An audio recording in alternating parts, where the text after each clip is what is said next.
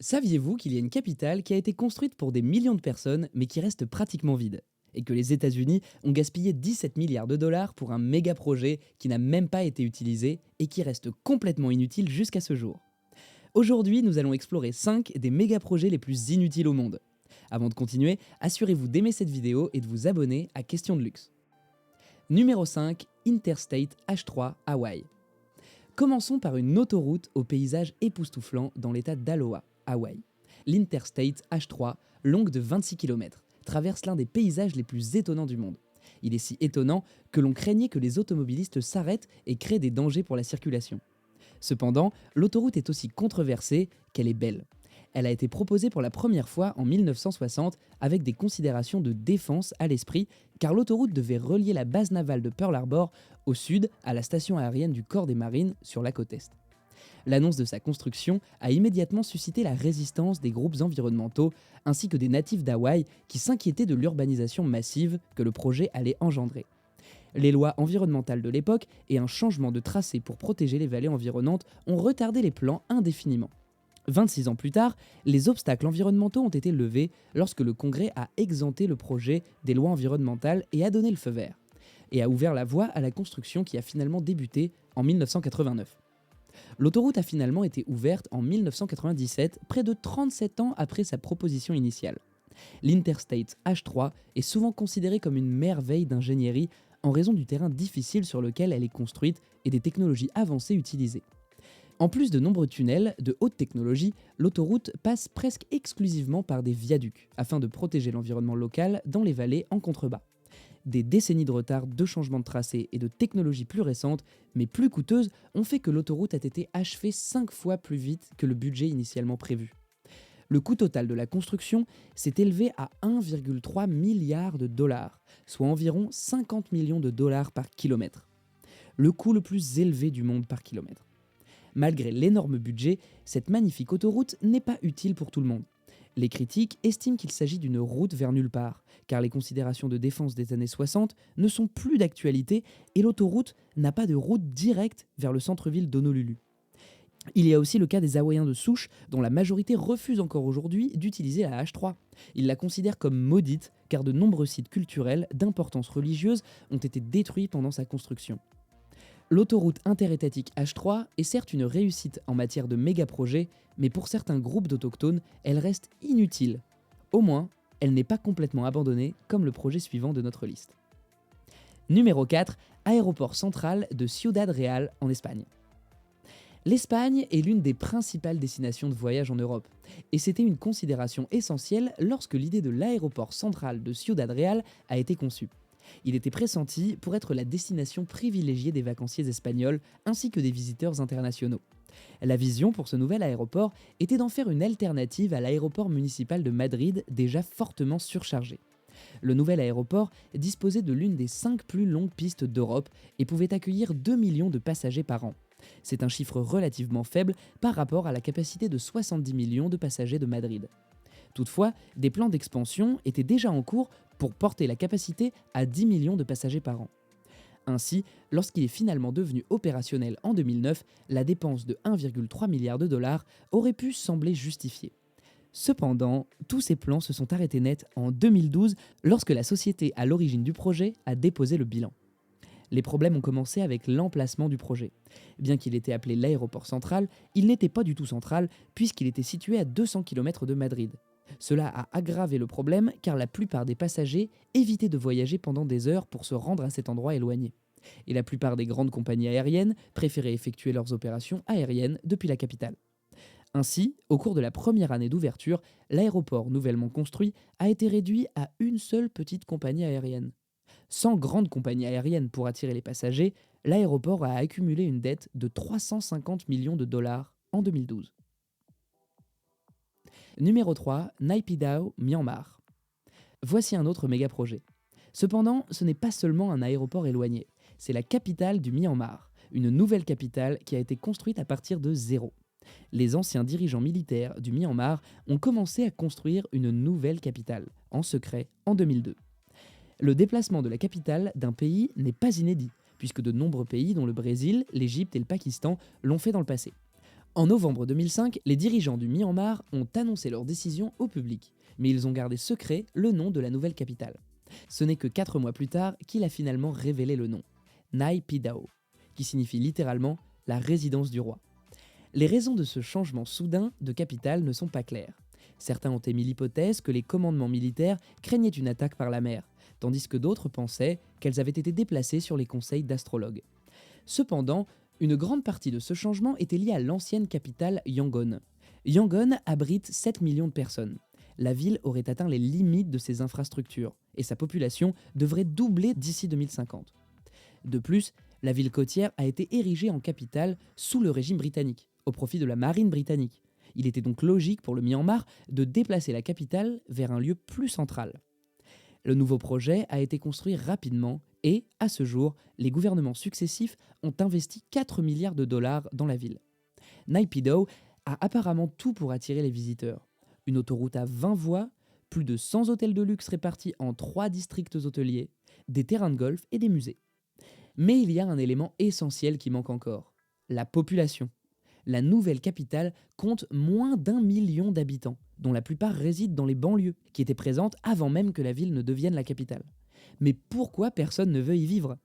Les lacunes persistantes en matière d'infrastructures de santé, le manque d'instituts d'enseignement de qualité et d'opportunités économiques font que la plupart de la population n'a pas accès à l'éducation.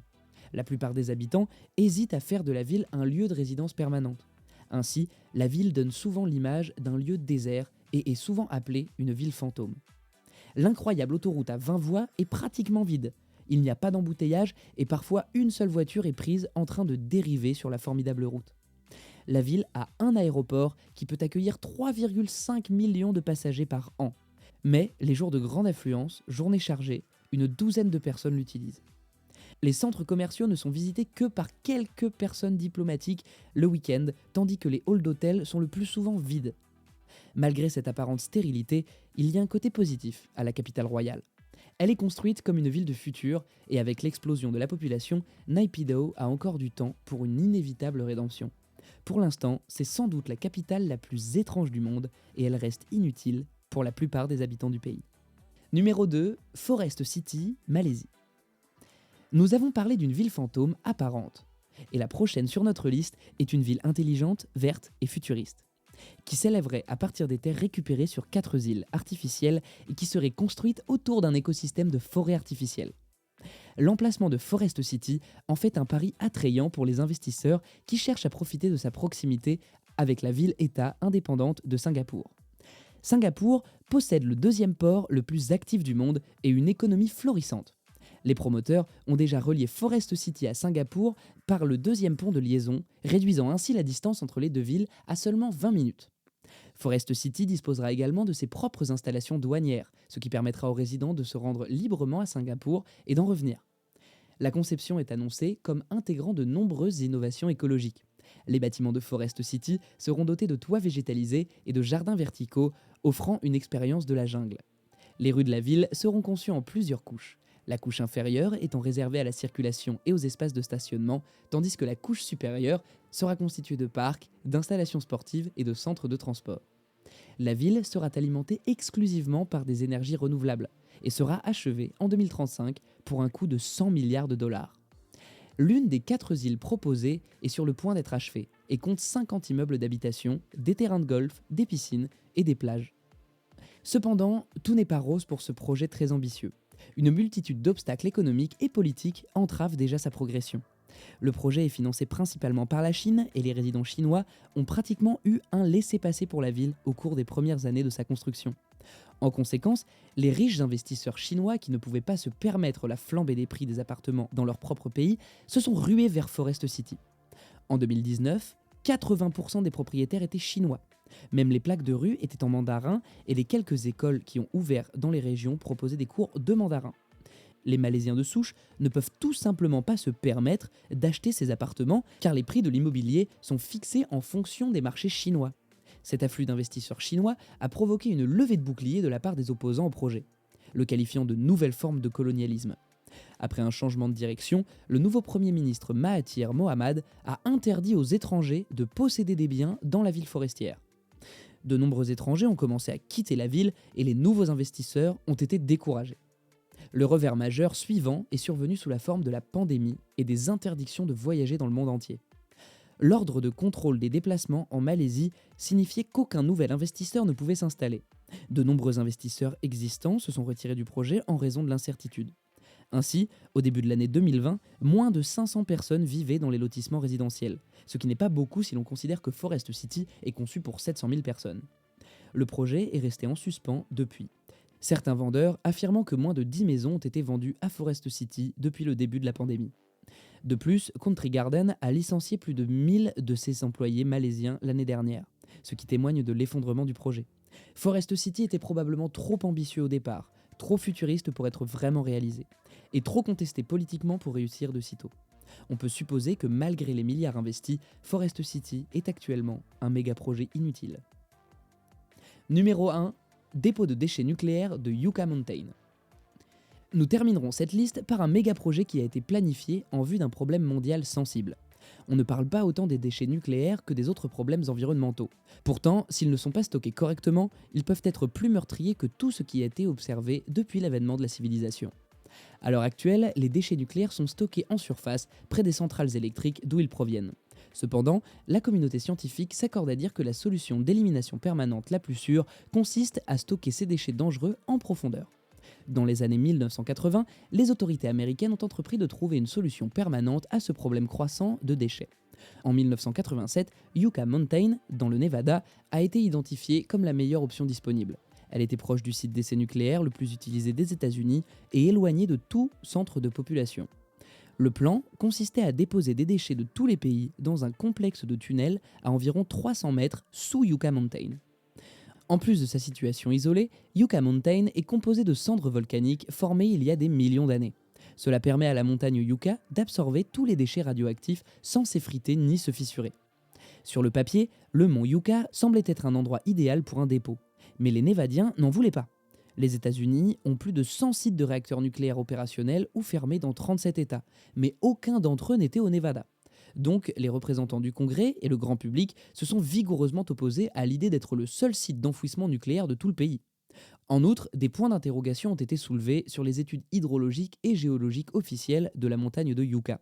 Les opposants estimaient que le site ne convenait pas pour un dépôt car il risquait de contaminer une source d'eau à proximité. La source d'eau s'écoule dans la vallée d'Amargosa et est utilisée par les Amérindiens qui ont vécu dans la région depuis des siècles. Malgré l'opposition, le projet a été approuvé en 2002 et le ministère de l'Énergie a repris la construction. Cependant, l'opposition du Nevada n'a fait que se renforcer. Ils prétendent que les expositions de routine pendant le transport stigmatiseront les résidents du Nevada et affecteraient le tourisme dans l'État. Pour l'opposition, la seule raison pour laquelle le Nevada a obtenu le dépôt était que sa faible population et sa petite représentation au Congrès. Au moment où Barack Obama a pris ses fonctions, l'ensemble du projet était devenu hautement politisé. Et en 2010, l'administration Obama a jugé le projet irréalisable et a arrêté de le financer. 3 ans plus tard, un tribunal fédéral a ordonné sa reprise. Mais il y a eu peu de progrès depuis. L'administration Biden a clairement indiqué que Yucca Mountain ne fait plus partie des projets du pays. Le Nevada semble avoir gagné la bataille après 4 décennies de planification, de problèmes juridiques et plus de 17 milliards de dollars investis dans le projet de Yucca Mountain. Mais après tout, il n'a jamais été utilisé et reste un méga projet inutile. Alors, que pensez-vous de ces méga projets ? Pensez-vous que l'un d'entre eux est une chance d'être utile à l'avenir ? Faites-le nous savoir dans les commentaires ci-dessous. Merci d'avoir regardé et nous nous verrons dans la prochaine vidéo.